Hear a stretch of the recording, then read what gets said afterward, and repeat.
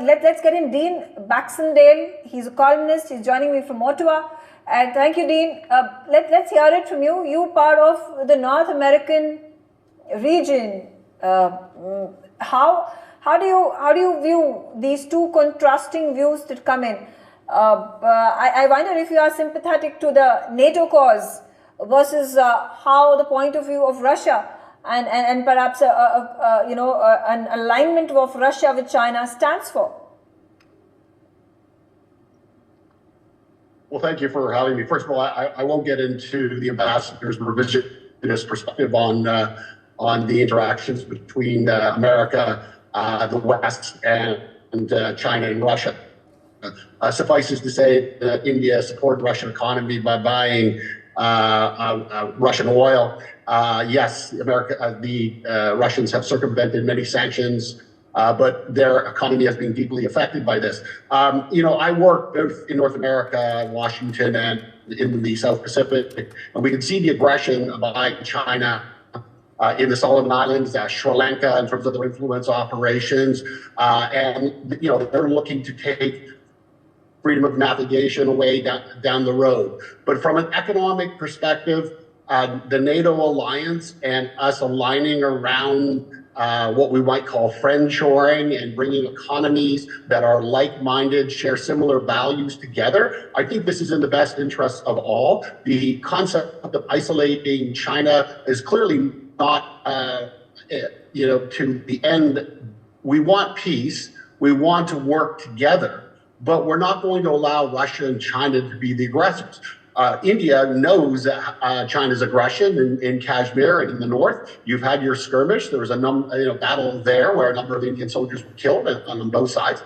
And it's clear that Modi, who was there embracing Vladimir Putin in Russia, in Moscow yesterday, is sending another sign that yes, we want, we appreciate our partnership with Russia. But bottom line is India has to make its own stand and yes, defend itself. But I would suggest that the alliance between China and Russia was happening a long, long time ago before this incident in 2022 took place by Russia. We're looking at Russia and China hyper nationalism and moving into last century's empires.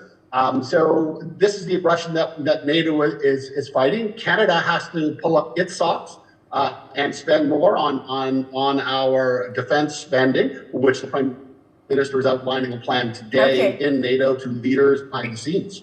Okay. Then also, when NATO says that we are going to be focused primarily on building greater partnerships with the Indo-Pacific nations, and the amount of time, energy, funds, military equipment, arms and ammunition support that has been given to Ukraine is huge as compared to the trickle that comes perhaps in the South China Sea. Of course, there have been vessels and submarines and the warships of the Americans and the British that are parked in the South China Sea, and also the kind of support that is being showcased to Taiwan and Japan, but it's a trickle of what goes out in the massive show of support to Ukraine against the war against China. So how do you view in the future things are going to play out? Because we recently saw there is, I think, a defense pact that has been signed between Philippines and United States of America. There is condemnation that has come from the Chinese side as well. So you think there is going to be more concentration of funds and military support that is going to be showcased by America in the Indo-Pacific here on? I certainly think that America, and its allies are going to try to show as much restraint as they possibly can with respect to direct confrontation in the South China Seas with China for obvious reasons. But I do think that increased spending on military aid and more collaboration in the Indo-Pacific is certainly being taking place, as the professor pointed out earlier, and will continue in that vein. I think what we need to show is that the West is not afraid to defend itself, to stand with allies, and that that we are going to support democracies and freedom over tyranny. So I think that's the message that both Moscow and China need to understand clearly. And I think that NATO nations and those in the Indo-Pacific region are of like-minded, thinking. Okay. And I think India is carefully negotiating and navigating its position and looking at its partnerships seriously going forward. But you also feel that up until the time, the problem is not actually being confronted by America or by the West, like what is happening in Ukraine and Russia.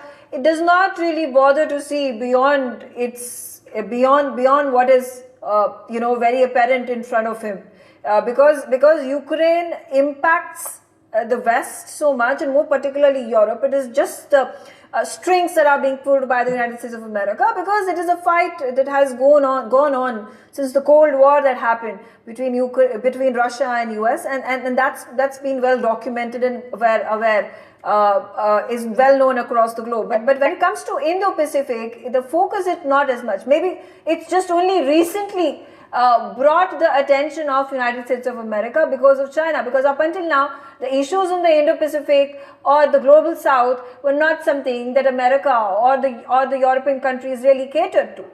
I don't agree completely with that statement. I think that the aggression that China has shown over the past decade has been countered by such measures as setting up the Quad and other alliances, and a higher level of cooperation between Japan and other Indo-Pacific nations to defend themselves. So I think this trend will continue, and I don't think it's just a reaction of America. I think it's a reaction of the free world, if we want to use that Cold War term, and democracy seeing that there are aggressors on the borders, and we need to defend ourselves. And so I think that this strategy will continue. America will continue, and its NATO allies, because India, for instance, is a very important ally. And if India wants to have a success in the future as a global juggernaut, trading and manufacturing hub for the world, I think it's in its best interest to work more closely with Western nations and European nations.